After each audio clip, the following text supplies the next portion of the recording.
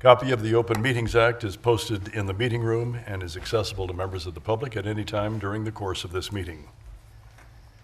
Next item on the agenda is the consent agenda. All items under the consent agenda are considered to be routine by the City Council and will be enacted by one motion. There will be no separate discussion of these items unless a council member so requests. First is item A, approve agenda as submitted. B, receive and place on file all notices pertaining to this meeting. And C, receive and place on file all materials having any bearing on this meeting. Is there any item that a council member wants removed from the consent agenda? Mr. McLean? I move that the items listed in the consent agenda be approved, accepted, and/or ratified as presented. Second. Moved by McLean, seconded by Morgan, that the items listed under the consent agenda be approved. Your vote, please. And that is approved 7-0. Next is a public hearing to receive testimony from the public regarding the proposed Economic Development Program, LB 840. Yes, so just again to provide a little background, LB 840, which the legislation that came into effect years ago, it's your Economic Development Program. There has to be a public hearing. You then have to take it out to a vote of the people in order to start the program or renew the program. The city did this initially in 1992 and then renewed it again in 2002 and again in 2012, each time for 10 years.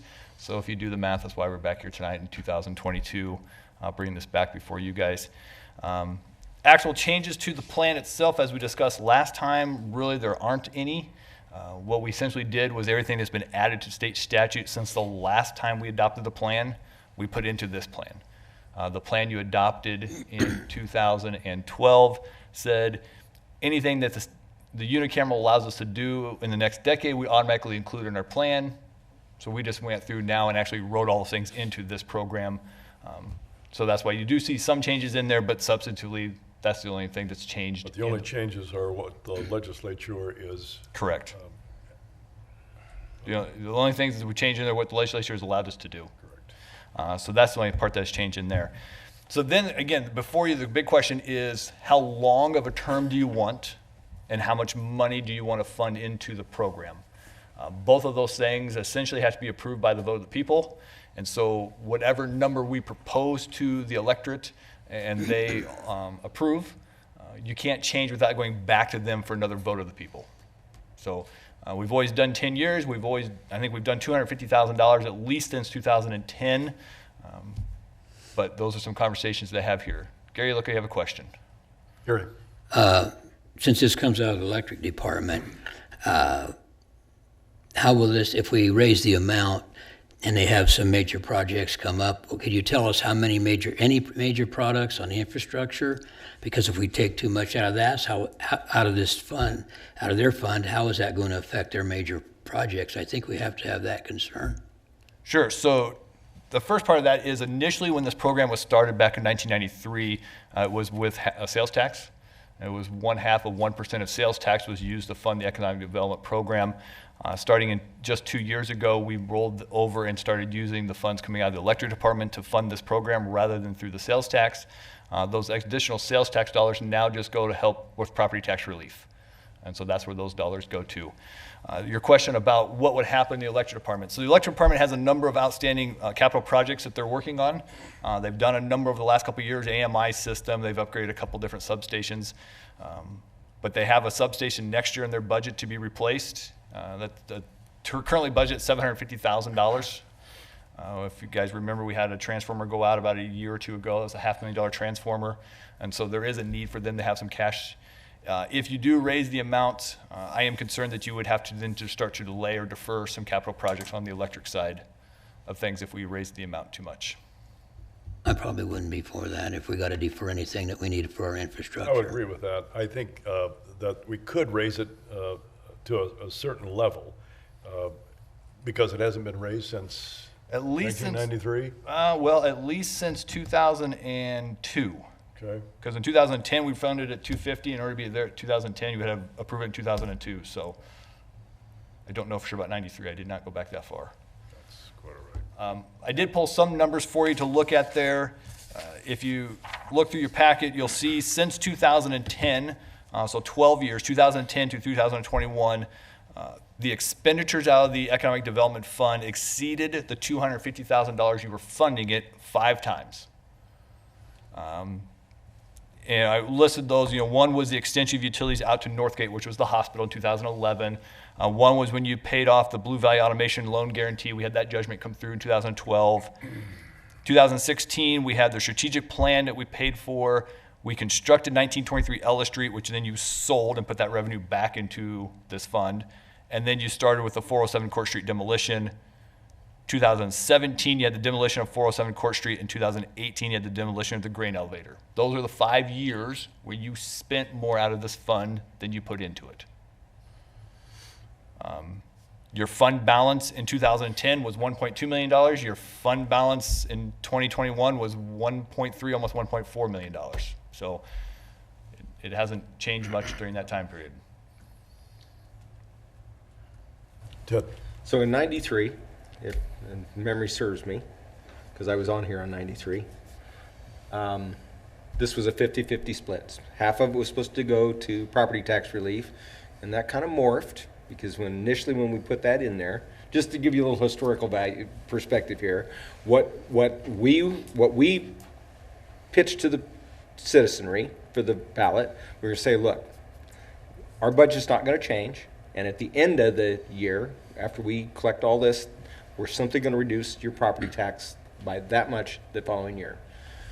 Well, over the next coming years, that kind of went away, and we just put this money in the general fund, and we said, well, look, we're spending the property tax dollars, but we're not raising your levy. We're not raising the levy any because we're not actually reducing your property tax, but this is the money we saved by not raising your property tax. So we kind of gave them one thing and took another. If I remember correctly, we started at $150,000, and I could be wrong, but I seem to think, and I don't know when it went to 250. Rich is nodding his head. I think it was 150. It was 150, yeah. Yeah, but now it's 250. So I share your concern about the electrical department, but we have never, and I understand this. So if we don't raise this at all, Tobias has just explained to us that we have not had a project that went unfunded, that we said, oh, we can't do this because we don't have enough money in this fund. We find it in other places. So you could do that, but I would lean a little more towards the $300,000 or $400,000 instead of the $250,000. I think doubling it seems excessive, but having more in there. That being said, I am under the impression, I am under the belief that the electrical department has ample funds and reserves to cover all their projects. They got a lot of money. That was one of the reasons we started taking this out of the electrical department. That being said, there was a time that I sat on the council that we paid for all the gasoline for all the vehicles in the entire city out of the electrical department fund. Not exactly the way to do business. So, yeah. Gary? I like this better, but that's where I'm at. So, Tobias, is it correct then that we got all this money that we can pay for some of this stuff? What's in? In the electric department, Yeah. at the end of 2021, you had $4.7 million in the electric department is what you had for a cash balance. That is down from almost $7 million you had 7 years earlier. So you've been spending down cash in the electric department doing various capital projects. That's what we've been doing. We've also not had a rate increase on the electric side since 2015. Now, As a reminder, last February, we spent over $1 million in increased electric costs and did not pass that on to the ratepayers. So we had the reserves there, and that was a good thing we did have the reserves. now on these projects, I don't know, have they been bid out yet, any of these? No. If I understood correctly, the poles and all the stuff that goes into these projects, are they even bidding them with a firm price now? No, right now what we're being told is you can order a electric transformer. Some companies will put you into the queue, and when your name comes up to build your transformer, they'll let you know what the price is. They're not giving us prices today. Some manufacturers are not even giving us a delivery date. So if we have a natural disaster, and we have a few of those every so many years, tornadoes and things like that, is any of that covered by insurance, or can you even buy insurance? Are we self-insured, or where does that money come from if we have to replace a lot of that stuff for the electric department? So some of those things would be covered by insurance. Some of those things would be covered by FEMA if something came through. The downside with FEMA is it just takes them years to finally settle up with you. And unfortunately, everybody's going to want their electric system fixed today, not 2 years later when I finally get a check from FEMA. So that's the downside. The insurance company obviously pays a lot faster. Not everything you have can be covered by insurance. This last storm you had when you broke a number of poles, those were not covered. And so we submitted them off to FEMA now that they got declared a natural disaster. We'll see what happens, but so that's the downside. Yes, I know there's cash in there, and it sounds like a lot of money, but they also have really expensive items. Keep in mind also when you get your electric bill, right? Just like you do at home, we get one at the city. We need to pay it. We have to make sure that we stay current with those vendors.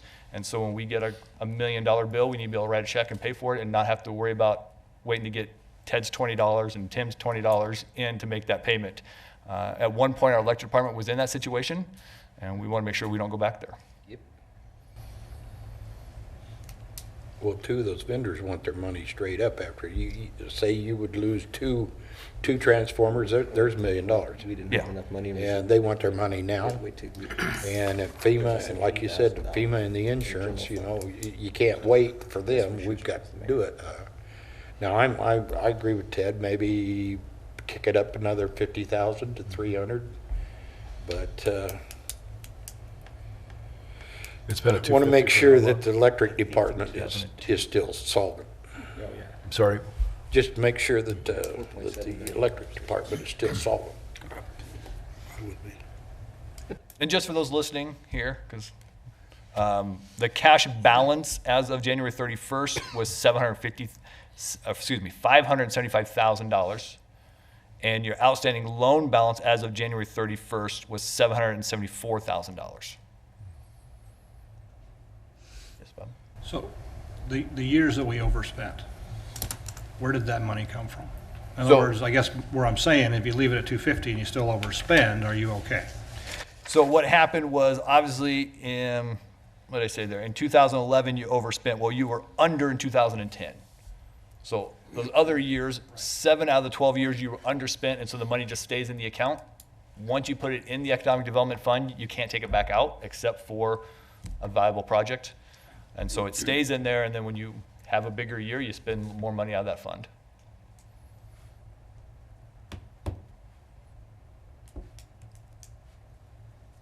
I would also note that the city is working on another application to USDA that if we are successful, and I believe that we will be, Send is helping us, and I think we've got a good partnership with that grant coming through.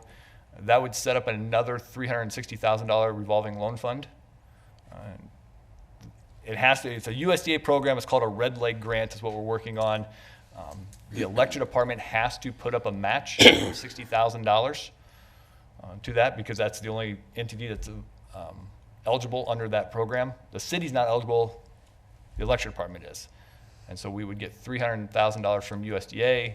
This electric department would match with $60,000 and it would become a revolving loan fund just like your LB 840 funds can be used for today. Gary. On some of these projects that this money goes for, isn't there other places we can get some things to help them? Sometimes we give them a water tap or some infrastructure stuff that isn't out of this fund. So it isn't like we don't have things to help them out of this fund, away from this fund. Is that right? Right. So there are some of these projects that are on this list here that if you didn't use. Let's just use the Northgate Hospital example, right? That was one where you used LB $40 of economic development to extend the sewer line out there. If you said, hey, we want to do that project, but we don't want to take it out of our economic development fund, we could have the wastewater department absorb some or all of those costs for extension of that sewer main out there as an example. You obviously can do the same thing with the water department or the electric department, absorb some of those utility extension costs. That would be a possibility on some of those projects. Also, if you had another project come through that you're like, hey, we really like this project, there's not enough money in the Economic Development Fund, you, at that point, could become creative and take some money out of some of your other utility deposits if you needed to help facilitate some of those programs if you wanted to on a short-term basis. We've done that. I think we did that with the rail split.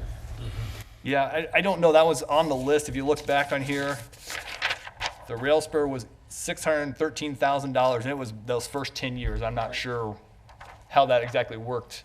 We borrowed money from other places.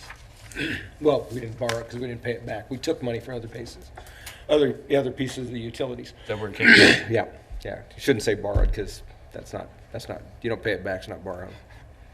So I think what we need to decide is the dollar amount. Are we 250 is too low? Hasn't changed for a long, 2002? I think 2002. Again, if it was that number 2010, it would have been in there in 2002. In projects on our radar screen right now, That's just me. are there any at this I point? have no pending applications that are in there now. I mean, we all think of things we'd like to do. Sure. But how many of them will actually come through? I can't tell you that one. I don't have a crystal ball on some of those projects. Right. Is 400,000 too much? That's where I'd be. I kind of agree with Ted. I was thinking something with inflation, 10 years from now, buying power, we don't know where it's going to be. Yeah, you're not doubling it, but you're increasing it. 3 to 4, I mean, I'm fine with something. I'd be good with 300, but I don't know.